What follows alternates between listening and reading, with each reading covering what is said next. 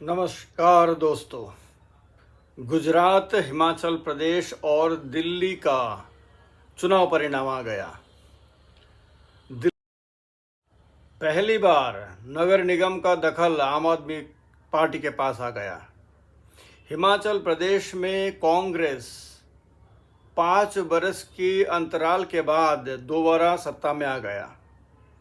गुजरात में भारतीय जनता पार्टी 27 साल बाद भी एक बार फिर सत्ता में आ गया। यानी कि देखा जाए तो तीन प्रोमिनेंट पार्टी को एक एक करके चुनाव सफलता मिला। गुजरात में बीजेपी को, हिमाचल प्रदेश में कांग्रेस को और दिल्ली नगर निगम में आम आदमी पार्टी को। दिल्ली का जो चुनाव हुआ ये प्रदेश स्तर का नहीं हुआ, एक म्यूनिसिपल कॉरपोरेशन का हुआ। लेकिन फिर भी ये तो आमतौर पर तो हमारे देश में नेशनल मीडिया कहा जाता है, लेकिन मैं इनको रीजनल मीडिया कहता हूँ, ये नॉर्थ इंडियन मीडिया कहता हूँ। ये सारे नॉर्थ इंडियन मीडिया ये जो दिल्ली नगर निगम के जो चुनाव है उसको ऐसे हाईलाइट किया कि मानो कि लगा कि ये एक प्रदेश का ही चुनाव है। तो उस चुनाव में आम आदमी पार्टी सत्ता में आया।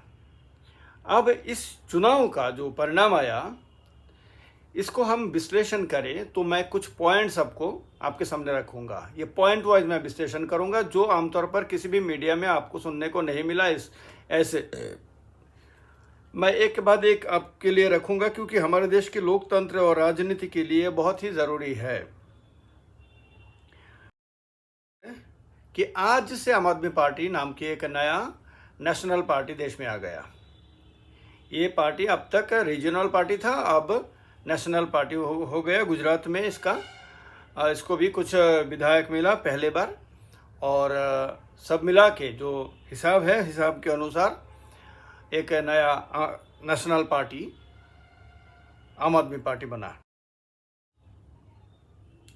ये बहुत ही इम्पोर्टेंट है कि हमारे देश के जिन राज्यों में चुनाव का मतलब है वायोलेंस होता है, चुनाव का मतलब बूथ कैप्चरिंग, चुनाव के मतलब अलग अलग तरीके का जो हिंसक जो कार्रवाई, ये सब होना।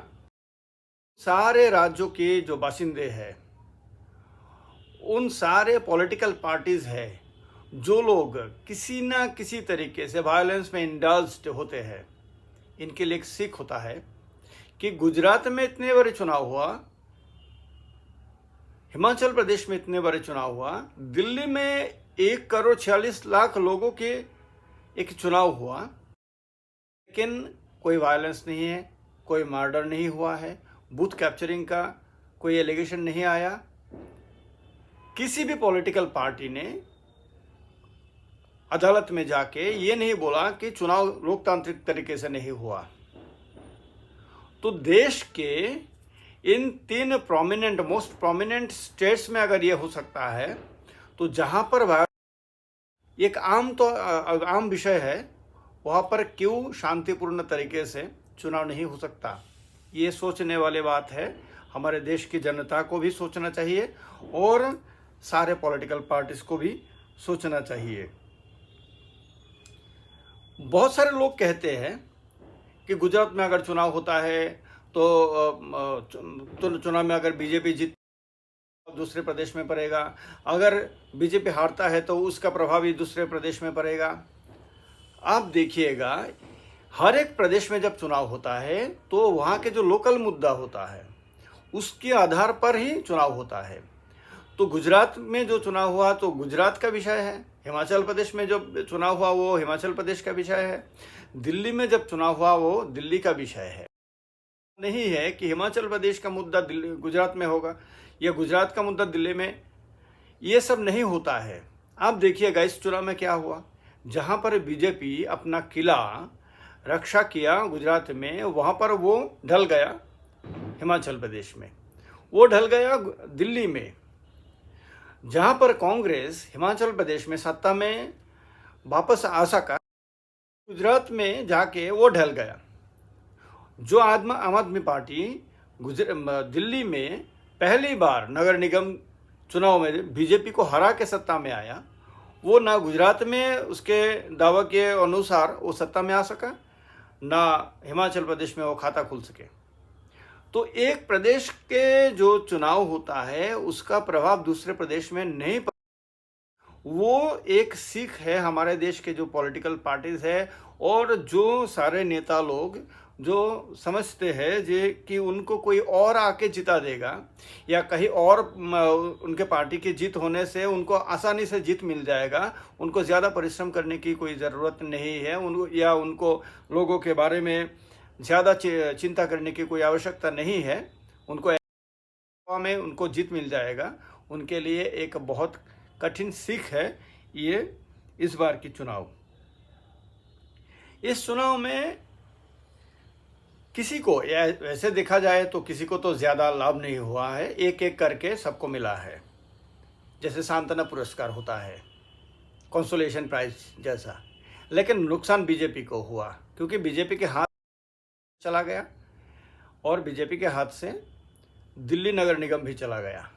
लेकिन कांग्रेस के लिए ये गुजरात में ये बहुत बड़ा पार्टी था, एक छोटे से पार्टी में सिमट गया।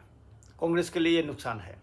कांग्रेस हिमाचल प्रदेश में अच्छा परफॉर्मेंस कर सका, लेकिन दिल्ली और गुजरात में कुछ नहीं कर सका। ये भी सीख है। लेकिन बीजेपी के लिए नुकसानदेह है और ऐसे देखा जाए तो विरोधी दल के लिए, विरोधी जो समूह है उनके लिए लाभकारी चुनाव हुआ, साबित हुआ। EVM machine, electronic voting machine, हमारे देश में जब भी कोई चुनाव हारता है तो ईवीएम को एक जैसा परंपरा बन गया है। कहीं पर बीजेपी हारता है तो बीजेपी का एक होता है नैरेटिव होता है, कहीं पर कांग्रेस हारता है तो कांग्रेस का नैरेटिव होता है, कहीं पर सीपीएम हारता है तो एक नैरेटिव होता है, टीएमसी हारता है तो एक नैरेटिव होता है, लेकिन बीच में होता है ईवीएम। संदेह सबका ईवीएम पर होता है। लेकिन इस चुनाव में देखिएगा, न गुजरात में हारने के बाद आम आदमी पार्टी ने बोला है कि ईवीएम जिम्मेदार है, न कांग्रेस ने बोला है कि ईवीएम जिम्मेदार है, न हिमाचल प्रदेश में बीजेपी ने बोला है और आम आदमी पार्टी ने बोला है। दोनों पार्टी में से किसी ने नहीं बोला है कि ईवीएम जिम्मेदार है। दिल्ली में चुनाव हारने के बाद अब तक बीजेपी ने नहीं बोला है कि ईवीएम जिम्मेदार है, या कांग्रेस ने भी नहीं बोला है ईवीएम जिम्मेदार है। यानी कि ईवीएम जिम्मेदार नहीं होता है। चुनाव हारने के लिए जिम्मेदार होता है चुनाव में भाग लेने वाले दल के नेता लोग, उनके कार्यकर्ता, उनके नेता ने। ये लोग जब नेतृत्व ठीक तरीके से नहीं दे पाते हैं और ये सब हारने के बाद सामने ये नहीं कह सकते कि हाँ यह हमारे गलती की वजह से हमने हारे हैं, तो ये लोग ईवीएम को दोष दे देते हैं। ये साबित हुआ है एक बार फिर कि ईवीएम जिम्मेदार नहीं होता है। किसी भी चुनाव में ईवीएम किसी को ना जिताता है ना किसी को हराता है। अगर जिताना संभव होता है तो बीजेपी हर जगह जीत जाता, हराना संभव होता तो जहाँ पर जो एक बार सत्ता में आ गया वो वहाँ पर आजीवन सत्ता में रह जाता।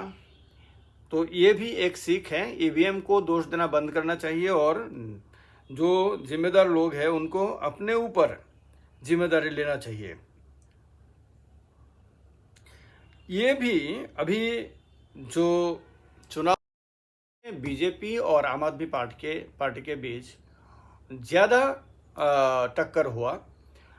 कभी आम आदमी पार्टी ने बीजेपी को आक्रमण किया, ये भारबल आक्रमण हुआ, और कभी बीजेपी ने आम आदमी पार्टी को। इस चुनाव में ज़्यादा कांग्रेस के बारे में नहीं सुना गया, ज़्यादातर जो मीडिया में आया सब बीजेपी के बीच हुआ। लेकिन गुजरात में भले ही कम सीट मिला, लेकिन इस चुनाव के बाद देश में राजनीति का जो केंद्र बिंदु है उसमें भाजपा के अलावा आम आदमी पार्टी रहेगा। अगले लोकसभा चुनाव में पार्टी बहुत बड़े तरीके से उभर के आएगा और बीजेपी को या मोदी जी को चैलेंज देने की जो मुहिम है उस मुहिम में नेतृत्व करने की कोशिश करेगा। और ये खतरे की घंटी है कांग्रेस के लिए, क्योंकि कांग्रेस के जो एक तरीके से तरह से राजनीति है जिसमें नॉन सीरियस पॉलिटिक्स है कांग्रेस की, जिसके कारण कांग्रेस एक के बाद एक चुनाव हारता जा रहा है। लेकिन ये बीजेपी के इंटरनल जो क्लैश है, इनफाइटिंग है, इसके वजह से हिमाचल प्रदेश में जीता है। ये ऐसा नहीं है कि हिमाचल प्रदेश में कांग्रेस ने बहुत बढ़ चढ़ के भाग लिया और बहुत कुछ असाधारण कुछ कर दिया और इसके वजह से कांग्रेस मिला। ये हिमाचल प्रदेश के जितना कांग्रेस के सक्सेस है उससे ज़्यादा बीजेपी के फेलियर है। लेकिन आम आदमी पार्टी जिस तरीके से आगे बढ़ रहा है और आगे बढ़ते बढ़ते ये अभी नेशनल पार्टी बना है, इससे ये पता चलता है, ये साबित होता है कि आम आदमी पार्टी आने वाले समय में कांग्रेस को तो बहुत ज़्यादा पूरे देश में चुनौती, ये बीजेपी के लिए भी एक चुनौती बनने जा रहे हैं। यानी अब इस देश की जो राजनीति है ये एक नई गति से नई दिशा की ओर जाना शुरू कर दिया है।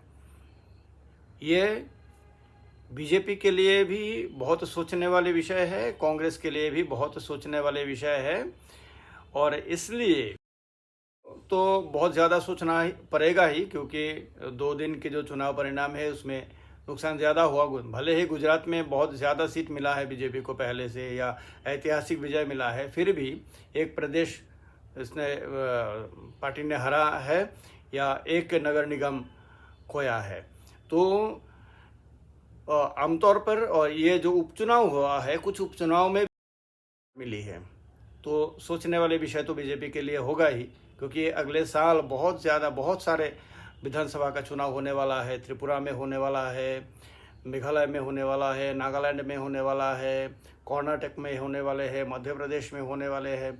ऐसे बहुत सारे विधानसभा चुनाव अगले साल 2023 में होने वाले हैं।